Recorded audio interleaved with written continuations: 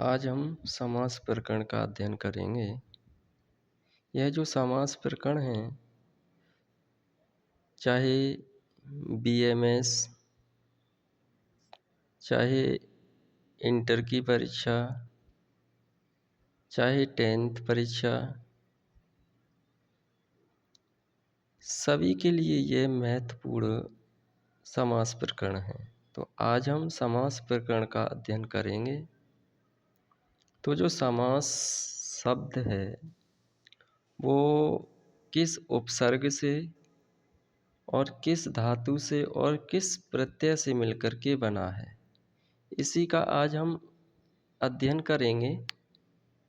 तो आपको वैसे दिखाई तो दे ही रहा होगा कि जो सम उपसर्ग है, अस धातु है और गए प्रत्यय है, इससे मिलकर के समास शब्द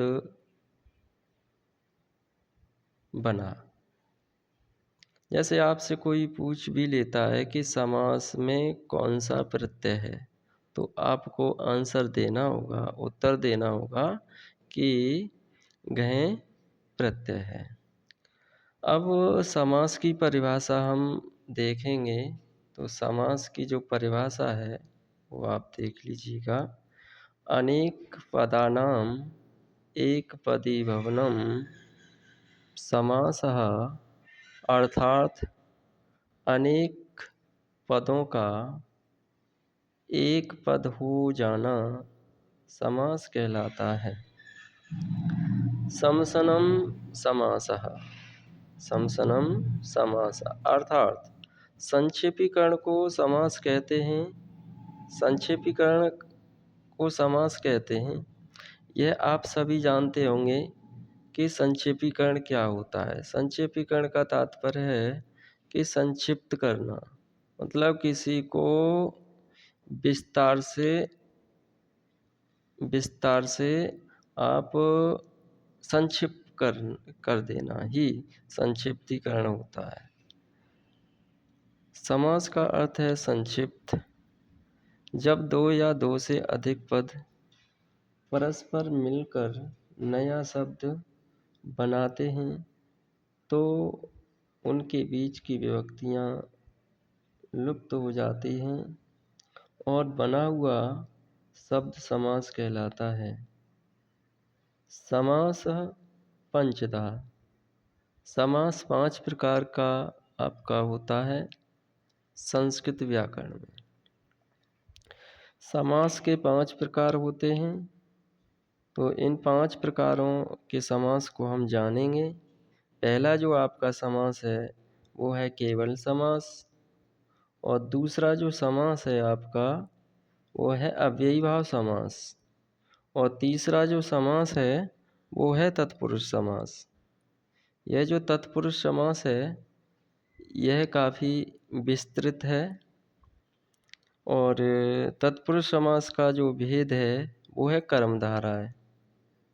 अब तत्पुरुष का भेद कर्मधारा है, तो कर्मधारा का भेद द्विगु समास है। ठीक है, ये हमने यहाँ जाना। और जो द्विगु समास और कर्मधारा ये नेक्स्ट अगली कक्षा में हम पढ़ेंगे। तो चौथा समास है बहुव्रीहि समास, और 5वां है द्वंद्व समास। समास विग्रह। समास विग्रह 2 प्रकार का होता है। लौकिक विग्रह,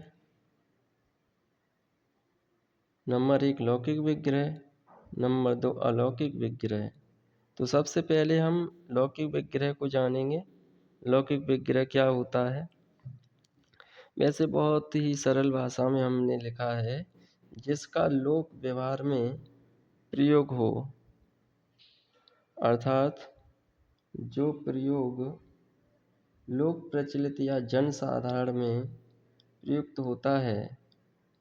अर्थात कहने का तात्पर्य ये है कि हमारे द्वारा, आपके द्वारा जो समासों का बोला जाना उसे लौकिक विग्रह कहते हैं। जैसे दशरथ पुत्रः, इस सामासिक पद का लौकिक विग्रह होगा दशरथस्य पुत्रः। इसमें क्या हुआ, आपका जो स्य दिखाई दे रहा है इसमें षष्ठी विभक्ति का प्रयोग हुआ। और ये जो षष्ठी विभक्ति है, तो षष्ठी विभक्ति में आपने राम के शब्द रूप पढ़े होंगे, रामस्य, एक वचन में, तो वही रामस्य यहाँ प्रयोग हुआ है पुत्रः। अब आप देख रहे होंगे कि हमने परिभाषा में लिखाया था कि विभक्ति का लोप कर देना ही क्या कहलाता है, समास। तो यहाँ पर देखो, आप देख रहे होंगे कि जो दशरथ पुत्र है इसमें क्या कर दिया हमने, विभक्ति का जो स्य है इसका लोप कर दिया। और जब समास विग्रह हम जब करते हैं तो उस विभक्ति को हम दर्शा देते हैं और दिखा देते हैं विभक्ति को समास विग्रह में।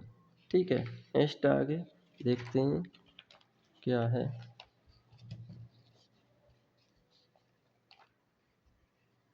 अब देखिएगा, लौकिक विग्रह जिसका संबंध व्याकरण से होता है, अर्थात जो वाक्य लोक प्रचलित या जन साधारण में प्रयुक्त नहीं होता।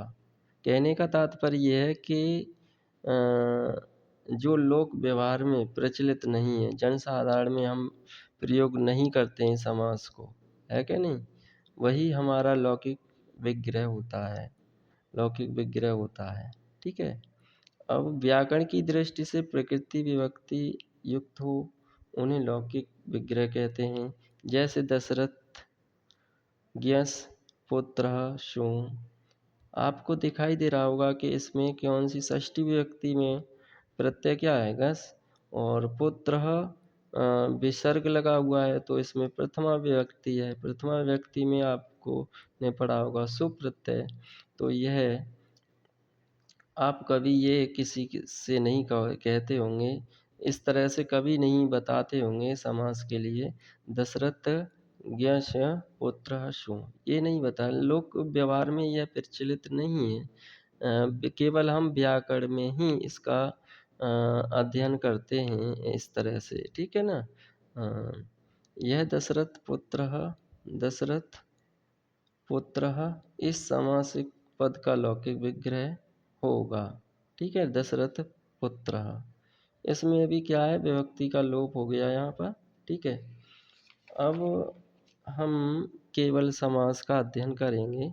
जो आपके लिए अभी समास बताए थे हमने कि समास आपके 5 प्रकार के होते हैं, तो पहला जो समास है आपका वो केवल समास है। ठीक है नहीं, अगर कोई पूछता है कि प्रथम समास कौन सा है तो आपको क्या उत्तर देना है, केवल समास।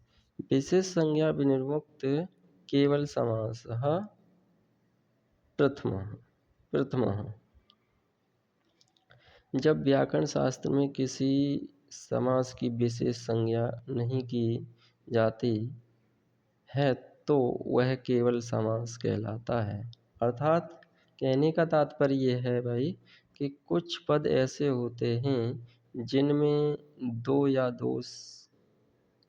दो पदों का मेल होने के कारण समास की स्थिति तो प्राप्त होती है, परंतु किसी भी पद की प्रधानता नहीं होती। अतः ऐसे पदों में केवल समास होता है। अब इसका जो सूत्र है केवल समास का वो देखेंगे। केवल समास का विधायक सूत्र है सहसोपा। ये भी क्वेश्चन आ जाता है, कभी कभी प्रश्न पूछ लिया जाता है कि सहसोपा किस समास का सूत्र है, तो आपको उत्तर देना होगा सहसोपा केवल समास का सूत्र है। तो सुबंत का सुबंत के साथ समास विकल्प से होता है, अर्थात सुप प्रत्यय से बने पदों का ही समास होता है। इस समास को सुप-सुपा समास अर्थात सह-सुपा समास भी कहते हैं।